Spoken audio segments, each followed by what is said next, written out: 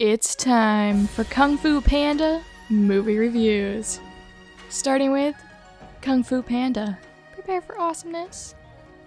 Kill Bill for intellectuals. What if the Lion King, but the entire base of the Circle of Life is proven to be utter bullcrap and Pumbaa is the protagonist? Po died 15 minutes in and the rest was a dream.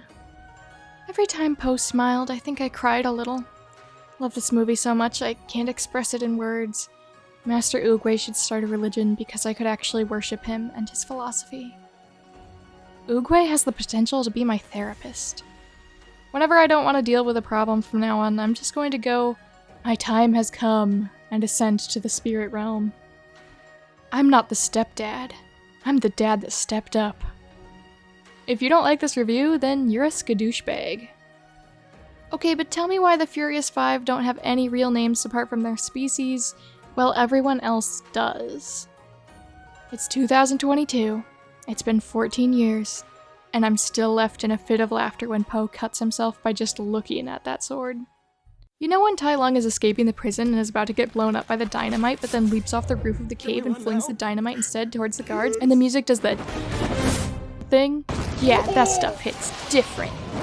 You'd think a prison that is specifically designed for one person would do a better job at stopping that one person from escaping. There are 3 scenes in Kung Fu Panda that take place at a peach tree on a mountain cliff. These 3 scenes all start with a joke, and all end with me in tears. So Po's motivation is food? He's just like me for real. I want a Master Oogway to tell me it's okay to binge eat when I'm upset. I like it when he boings.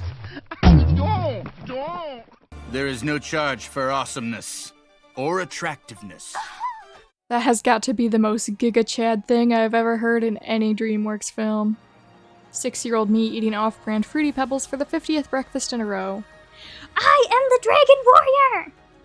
My parents wouldn't agree with the quote, "There are no accidents." Those rhinos had nipples. How come everyone gets mad at Cars for not having to be about cars, but no one gets mad over this even though it didn't need to be told by animals? If you see me adding Kung Fu Fighting by CeeLo Green to my liked songs on Spotify, mind your business. So, there was no secret ingredient, yeah? Never in the history of the establishment? No special type of sauce or something you would add? So, what, you've just been ripping off your customers then? Those honest working-class bunnies and pigs who just want a tasty bowl of noodles to enjoy? Mr. Ping, how are you going to tell them that you were lying to them? Presumably since before you adopted Po 20-some-odd years ago. Has this been a secret for generations? Is the family friend who won the restaurant in a game of mahjong the one to blame for this? What kind of sick individual does this? One can only assume that because this dish has a secret ingredient in it, maybe imported from Gongman City or someplace, it would have an upcharge compared to the other noodles. That must mean these folks have been pocketing off who knows how many poor Valley of Peace citizens for who knows how long, and Mr. Ping, considered one of my best characters from the franchise, is enabling all of this with no hesitation?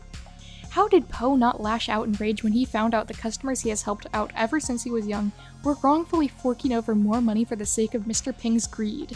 How am I supposed to make something special by believing it's special when this diabolical scheme is happening just under our noses?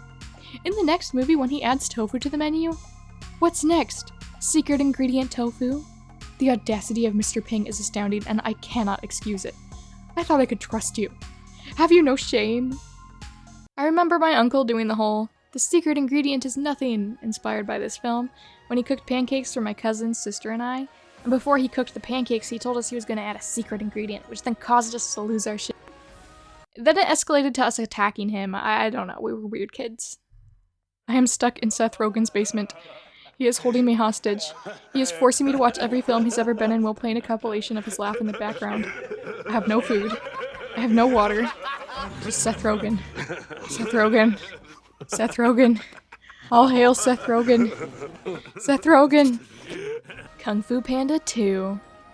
Still panda-tastic. I hate myself. Being a panda myself, abandoned as a baby and brought up by a Chinese goose, this film really moved me. Jack Black versus Gary Oldman. Black Jack versus gay old man. Why people like Lord Chen. An intricately planned out villain who is very evil, but you also sort of like because of how his personality is framed. Why, I like Lord Shen. Haha, big white peacock with knives go brrr. Oh, it's your parting gift, in that it will part you. Part of you here, part of you there, and part of you way over there, staining the wall. That is a line from a kid's movie.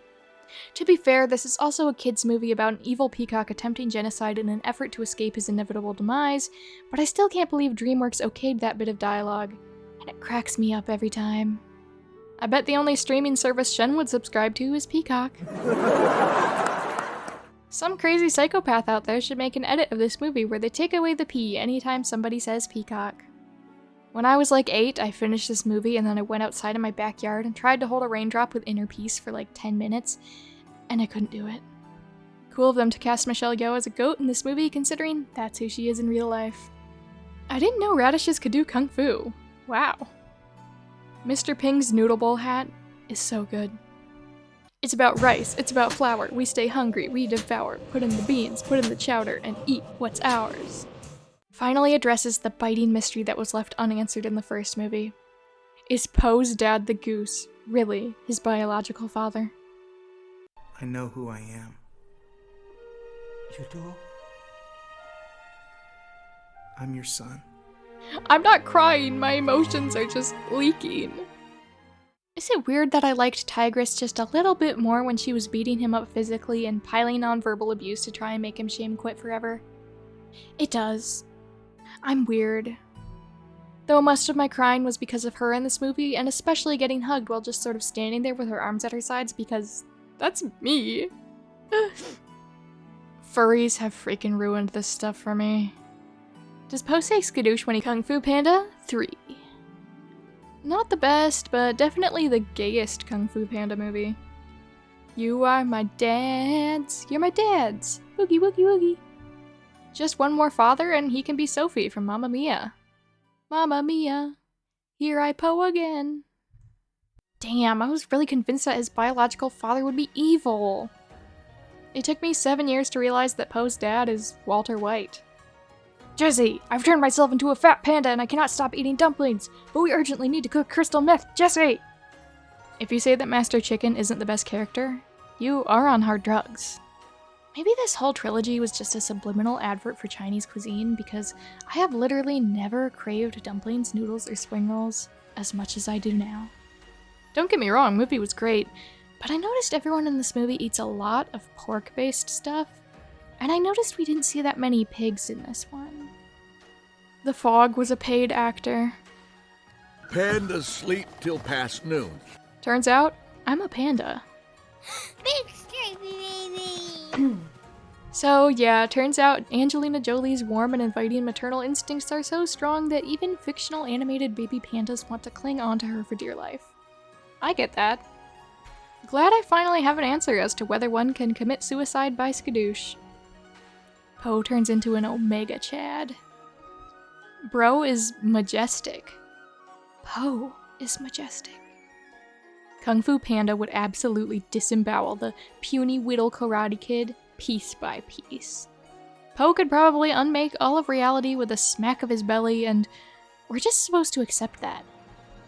Motherfuckers named Kyle will watch this whole movie like, a big straight-to-DVD sequel energy, but it gets points for stunning animation and goose dilf, and also death isn't real. Good night.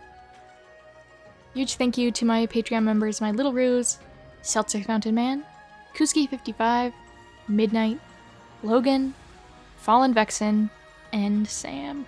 I appreciate you very, very much. You can join my Patreon too if you want to get some extra video content over there, video shoutouts, and monthly audio recording requests from me. And a big thank you to my mini Ruse, my channel members, AD and Taylor Thompson. You guys rock! And last but not least, thank you to everyone who suggested that I read Kung Fu Panda reviews, and thank you very much for watching. I'm so glad to have you here, and hope I entertained you sufficiently. I'll see you in the next video.